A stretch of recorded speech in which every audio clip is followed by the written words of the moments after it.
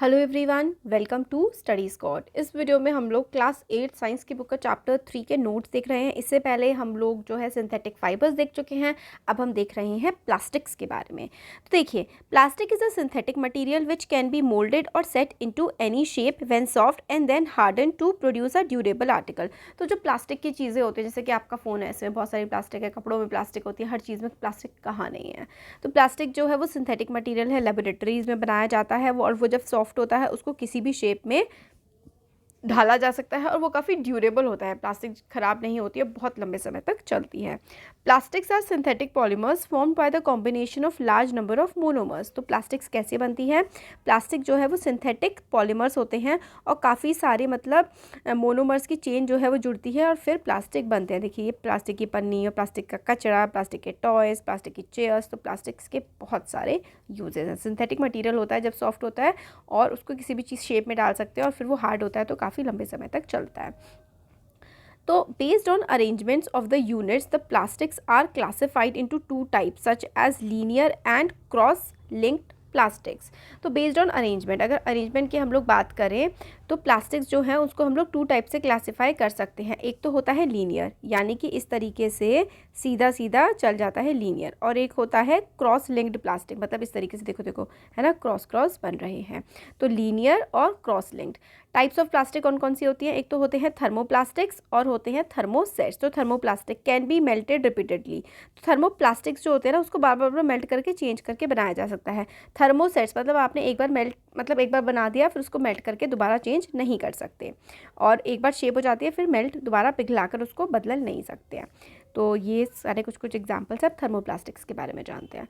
Plastics which is deformed on heating and can be bent easily are called thermoplastic। Example PVC, polyvinyl chloride हो गए और polythene हो गए। तो ऐसी प्लास्टिक जो अगर आप उनको हीट देंगे तो वो पिघल जाएंगी और आप उसको दोबारा से किसी और शेप में ला सकते हैं। तो वो पीवीसी एग्जाम्पल बहुत ज़्यादा इंपॉर्टेंट है। थर्मोप्लास्टिक का एग्जाम्पल है पीवीसी और पॉलीथीन। तो ये सारे एग्जाम्पल्स है। पीवीसी आइटम्स मतलब एक बार पिघल सकते हैं, फिर उसको मोल्ड करके मतलब बदल करके दोबारा से शेप चेंज भी कर सकते हैं।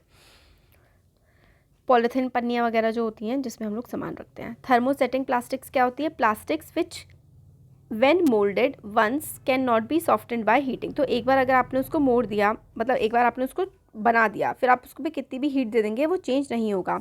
And can not B remoulded, उसको रीमोल्ड हम लोग नहीं कर सकते हैं। एग्जाम्पल देखिए, मेलामाइन एक एग्जाम्पल है, और बेकलाइट जो है थर्मोसेटिंग प्लास्टिक का एग्जाम्पल है। मेलामाइन और बेकलाइट देखिए एग्जाम्पल दे रखे हैं। ये जो फायर एक्सटिंग्विशर्स वगैरह होते हैं ये हीट से मतलब जलते वलते नहीं हैं और उसको प्रोटेक्ट कर लेते हैं। एस्ट्रोनॉट्स वगैरह इसी तरीके की चीज़ें पहनते हैं। तो थर्मोसेटिंग प्लास्टिक जैसे कि टेलीफोन, आप एक बार जो है बन गई है चीज़, फिर उसके बाद दोबारा आप उसको चेंज नहीं कर सकते। एग्जाम्पल मेलामाइन और बेकलाइट।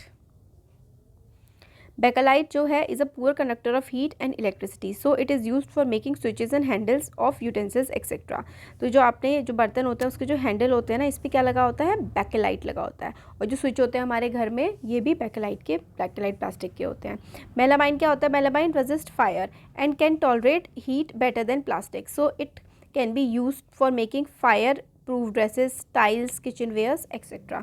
तो किचन के बर्तन वगैरह जो होते हैं वो भी मेलामाइन प्लास्टिक के होते हैं, क्योंकि ये फायर वगैरह किसी भी चीज़ से जलते नहीं हैं, फायर को आग को भी टॉलरेट कर सकते हैं और मेल्ट भी नहीं होते हैं। Plastics are materials of choice. तो प्लास्टिक्स का वेट जो है लाइट होता है, काफ़ी स्ट्रॉन्ग होते हैं, काफ़ी लंबे समय तक चलते हैं, काफ़ी सस्ते आते हैं, नॉन रिएक्टिव होते हैं, किसी चीज़ से रिएक्ट नहीं करते और इस पर जंग भी नहीं लगता, पुअर कंडक्टर होते हैं हीट और इलेक्ट्रिसिटी के। कुछ पुअर कंडक्टर भी होते हैं। थर्मोसेटिंग जो है वो मतलब उसमें से हीट नहीं जाता है, थर्मोप्लास्टिक में से चला जाता है। अब biodegradable and non biodegradable materials. Biodegradable वो मटेरियल होते हैं जो समय के साथ साथ सड़ जाते हैं, और नॉन बायोडिग्रेडेबल जो कभी भी नहीं सड़ते। प्लास्टिक नॉन बायोडिग्रेडेबल है, और ये बेकार बात इसलिए है क्योंकि जब आप उस प्लास्टिक की पन्नी को फेंक देते हैं तो उसको सड़ने में हज़ारों साल लग जाएंगे और वो हमारे एनवायरनमेंट को पोल्यूट करती है। Biodegradable material are decompose by micro organism. तो छोटे छोटे bacteria, fungi, protozoa biodegradable material पर एक्ट करके उसको ख़त्म कर देते हैं। ये ऑर्गेनिक होते हैं, do not cause environmental pollution. तो जो भी मटेरियल बायोडिग्रेडेबल है वो तो ख़त्म हो जाएगा, इसलिए वो एनवायरमेंटल पोल्यूशन फैलाता नहीं है। तो एनवायरमेंटल पोल्यूशन, क्योंकि प्लास्टिक बायोडिग्रेडेबल नहीं होती इसलिए प्लास्टिक बहुत ज़्यादा एनवायरमेंटल पोल्यूशन फैलाती है। तो of animal and plant origin. तो जो बायोडिग्रेडेबल मटेरियल होते हैं ना, प्लांट से या फिर एनिमल से हम लोगों को मिले हुए होते हैं, जैसे कि अखबार, पेपर हम लोगों को किससे मिलता है? पेड़ों से, और है ना। तो ये हो गया। अब नॉन बायोडिग्रेडेबल मटेरियल जो होते हैं are not decomposed by micro organism इन पे एक्ट करके उनको सड़ा नहीं पाते, इनऑर्गेनिक होते हैं, मतलब आर्टिफिशियल होते हैं।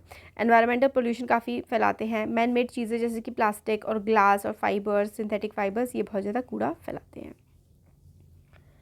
तो इसमें बायोडिग्रेडेबल नॉन बायोडिग्रेडेबल जो मटेरियल है उनका टाइम पीरियड दिया हुआ है कि कितने कितने समय में सड़ जाते हैं। तो ये देखो, प्लास्टिक बैग्स 1000 साल लगते हैं, बायोडिग्रेडेबल नहीं है। टिन, एल्यूमिनियम और बाकी सारे कैंस 100 से 500 साल में जाकर के सड़ते हैं। अब इतने सालों में तो भाई लाइफ स्पैन हमारा तो ख़त्म ही हो जाएगा, है ना। तो ये है कि, और ये देखो पेपर 10 से 30 दिन में सड़ जाता है। कॉटन का कपड़ा जो है 5 महीने में बायोडिग्रेडेबल ख़त्म हो जाता है और गंदगी नहीं फैलाता। प्लास्टिक और हमारा जो एनवायरनमेंट है, प्लास्टिक्स देखिए हमारे लिए यूज़फुल भी हैं बट हमारे एनवायरनमेंट को काफ़ी ज़्यादा नुकसान भी पहुंचा रही हैं। Plastics are non biodegradable material, it will cause pollution on land, water and air. तो हवा में, पानी में, लैंड में, हर जगह पोल्यूशन ये फैलाती हैं। पन्नी जो है वो सड़ती नहीं है, ज़मीन में घुस जाती है तो फिर ज़मीन में, पानी में वो घुल जाती है ना। Burning of plastic release harmful gases to the air which are carcinogenic, cancer causes. तो आप सोचेंगे कि हम चलो जला देते हैं पन्नी को, बट जब पन्नी जलाते हैं कितनी गंदी स्मेल आती है और वो हवा में बहुत गंदा पोल्यूशन फैलाती है और कैंसर कॉजिंग हो सकती है वो फ्यूम जो धुआं निकल रहा है। Animal swallow the plastic material which chokes their respiratory system and leads to death. तो देखो ये मछलियाँ हैं, गाय भैंसें हैं, ये पन्नी वन्नी खा जाती हैं, इनके जो है रेस्पिरेटरी सिस्टम में, इनकी नलियों में जो है वो फंस जाती हैं और फिर उन जानवरों की डेथ हो जाती है। Carelessly thrown plastic block the drains. अगर आप प्लास्टिक ऐसे ही फेंक देते हैं तो जो नाले हैं, नदी नाले हैं, वो ब्लॉक हो जाते हैं और बाढ़ आ जाती है इनकी वजह से। Plastic reach the water bodies and kill the organisms like fishes. तो फिशेस भी इनकी वजह से डेथ हो रही है प्लास्टिक की वजह से। स्टेप किस तरीके से हम लोग ले सकते हैं ताकि हम लोग प्लास्टिक्स को कंट्रोल करें? तो हम लोग इसको रिड्यूस कर सकते हैं, रीयूज़ कर सकते हैं, रिसाइकिल कर सकते हैं और रिकवर कर सकते हैं। रिड्यूस कर सकते हैं मतलब आप जैसे कि सपोज़ करिए कि आप लोग बाहर जा रहे हैं सब्जी खरीदने, तो अपने घर से कपड़े का बना हुआ थैला लेकर के जा सकते हैं। रीयूज़ मतलब अगर आपने एक बार प्लास्टिक की थैली का इस्तेमाल किया तो उसको फेंकी मत, दोबारा से इस्तेमाल करिए। रिसाइकिल करिए, जैसे कि प्लास्टिक की फॉर्म्स मेल्ट करके चेंज कर सकते हैं हम लोग। रिकवर मतलब जो आपने वेस्ट फेंका है और फिर उसको दोबारा से किसी न किसी फॉर्म में आप लोग उसको रिकवर भी कर सकते हैं, दूसरी शेप चेंज कर सकते हैं, है ना। डूज़ एंड डोंट्स क्या है? फॉलो 4R प्रिंसिपल, ये आपको 4R वाले प्रिंसिपल फॉलो करने चाहिए। Take a cotton jute bag for shopping, minimize the use of plastic. तो प्लास्टिक का इस्तेमाल कम से कम करें, जब शॉपिंग पे जाएं तो अपना कपड़े का बैग लेकर के जाएं। प्लास्टिक को ना फेंकें, प्लास्टिक को ना जलाएं, अपना खाना प्लास्टिक की चीज़ों में ना रखें। Waste in plastics and dump in waste yards. तो वेस्ट वगैरह जो है जैसे कि कूड़ा कचरा होता है, साफ पॉलीथीन की पन्नी में हम डालते हैं और फेंक देते हैं डंप यार्ड में, तो वो भी नहीं हमें करना है ऐसा। क्या आपको पता है? ये सब चीज़ें काफ़ी इंपॉर्टेंट है। ये कुछ फैक्ट्स हैं। Teflon is a special plastic which is used in non stick cookwares. तो जो नॉन स्टिक कुकवेयर्स होते हैं उसमें टेफ्लॉन का इस्तेमाल किया जाता है।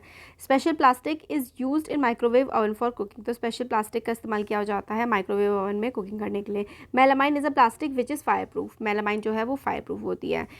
Almost every piece of plastic ever made still exist today. जो भी आज तक प्लास्टिक बनाई गई है वो आज भी हमारे एनवायरनमेंट में है। 1,60,000 plastic bags are use globally every second. हर सेकेंड 1,60,000 प्लास्टिक के बैग्स का इस्तेमाल लोग कर रहे हैं। Only 1 to 3% of plastic bags are recycled worldwide. सिर्फ 1 से 3% ही प्लास्टिक बैग्स का हम लोग रिसाइकल कर पाते हैं और बाकी जो है वो सब हमारे कूड़े कचरे में जा रहा है।